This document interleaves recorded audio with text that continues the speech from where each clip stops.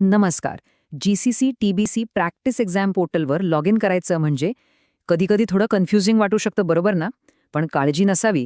आज आपण याचबद्दल बोलणार आहोत, म्हणजे इन्स्टिट्यूटसाठी आणि विद्यार्थ्यांसाठी ही सगळी प्रोसेस नक्की कशी काम करते हे आपण अगदी सोप्या स्टेप्समध्ये समजून घेऊया.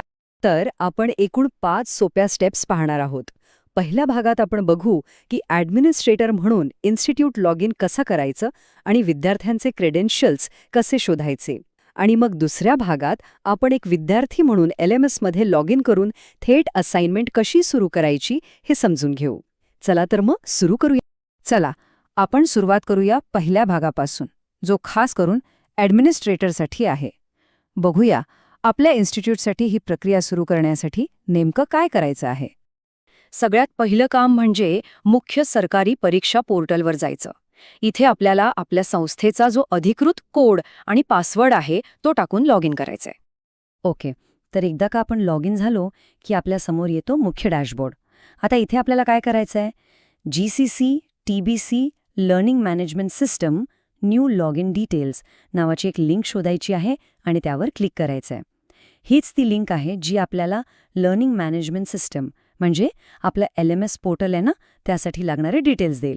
इथे बघा, आपल्या संस्थेसाठी LMS पोर्टलचा युजर नेम आणि पासवर्ड दिलेला आहे. ही माहिती खूप खूप महत्त्वाची आहे, कारण पुढच्या स्टेपमध्ये आपल्याला याचीच गरज लागणार आहे. त्यामुळे लॉग आउट करण्याआधी हे क्रेडेन्शियल्स कुठेतरी लिहून घ्या किंवा कॉपी करून ठेवा. ठीक आहे, आता येते ॲडमिनिस्ट्रेटरचं सगळ्यात महत्त्वाचं काम, प्रत्येक विद्यार्थ्याचं वैयक्तिक लॉग इन डिटेल्स मिळवणं. तर विद्यार्थ्यांचा डेटा मिळवण्यासाठी आपल्याला या 4 सोप्या गोष्टी करायच्या आहेत. सगळ्यात आधी LMS पोर्टलमध्ये लॉग इन करायचं, मग स्टुडंट मॅनेजमेंटवर जायचं, तिथे स्टुडंट क्रेडेन्शियल्स निवडायचे आणि शेवटी विद्यार्थ्यांची यादी एक्सपोर्ट करायची. अगदी सरळ आहे. आता आपण LMS पोर्टलच्या वेबसाईटवर जाऊया आणि जे क्रेडेन्शियल्स आपण मगाशी कॉपी केले होते ना, तेच वापरून इथे साइन इन करूया. LMS मध्ये लॉग इन झालं की आपल्यासमोर इन्स्टिट्यूट डॅशबोर्ड येईल. इथे डाव्या बाजूला जो मेनू आहे त्यातून स्टुडंट मॅनेजमेंटवर क्लिक करायचंय. आणि या स्टुडंट मॅनेजमेंटच्या आतमध्ये आपल्याला स्टुडंट क्रेडेन्शियल्स नावाचा एक ऑप्शन दिसेल. तो निवडला की आपल्या संस्थेतील सगळ्या नोंदणीकृत विद्यार्थ्यांची यादी त्यांच्या युजर नेम आणि पासवर्ड सोबत दिसेल. आता येतो सगळ्यात महत्त्वाचा मुद्दा. ही जी संपूर्ण यादी दिसतीये ती आपल्याला एक्सपोर्ट करायची आहे, कारण तरच आपण ही माहिती प्रत्येक विद्यार्थ्यापर्यंत पोहोचवू शकू. त्यासाठी फक्त एक्सपोर्ट बटनावर क्लिक करा. असं केल्यावर एक एक्सेल फाईल डाउनलोड होईल. या फाईलमध्ये सगळ्या विद्यार्थ्यांचे युजरनेम आणि पासवर्ड असतील आणि हीच फाईल ॲडमिनिस्ट्रेटर त्यांच्या विद्यार्थ्यांसोबत शेअर करतील. तर इथे ॲडमिनिस्ट्रेटरचं काम पूर्ण झालं. मग आता विद्यार्थ्यांनी काय करायचं? चला, आता विद्यार्थ्यांच्या नजरेतून पुढची प्रोसेस पाहूया. आता सुरू होतोय आपला दुसरा भाग, जो खास विद्यार्थ्यांसाठी आहे. चला बघूया, एक विद्यार्थी म्हणून पुढे काय काय करायचं आहे. आता विद्यार्थ्यांची भूमिका सुरू होते. आपल्याला आपल्या इन्स्टिट्यूटकडून जो युजरनेम आणि पासवर्ड मिळाला आहे तोच वापरून त्याच LMS पोर्टलवर लॉग इन करायचा आहे. लॉग इन केल्यावर आपल्यासमोर स्टुडंट डॅशबोर्ड येईल. प्रॅक्टिस एक्झाम सुरू करण्यासाठी डाव्या बाजूला प्रॅक्टिस एक्झाम नावाचा मेनू दिसेल. त्यामधील एनरोल एक्झाम या पर्यायावर क्लिक करायचं. बरं, आता आपण परीक्षेसाठी नाव नोंदणी करण्याच्या अगदी जवळ पोचलो आहोत. चला पुढची स्टेप पाहूया. ऑल असेसमेंट स्क्रीनवर आपल्याला उपलब्ध असलेल्या सगळ्या प्रॅक्टिस एक्झाम्स दिसतील.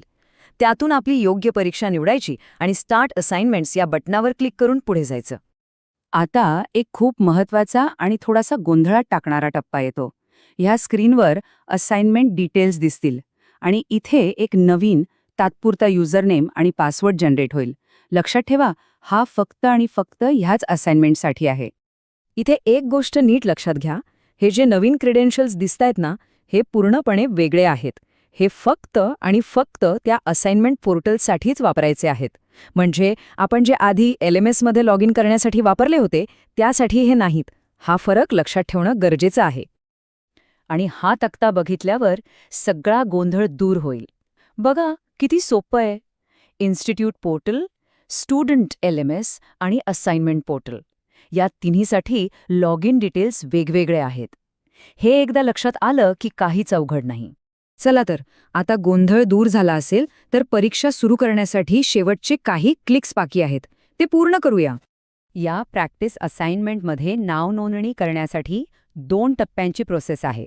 आधी एनरोल असाइनमेंटवर क्लिक करायचं आणि मग येस एनरोलवर क्लिक करून कन्फर्म करायचं. नाव नोंदणी यशस्वी झाली की कंटिन्यू टू असाइनमेंट या बटणावर क्लिक करायचंय. आता आपण थेट फायनल लॉग इन स्क्रीनवर पोचू, जी आपल्या प्रत्यक्ष असाइनमेंट पोर्टलची आहे.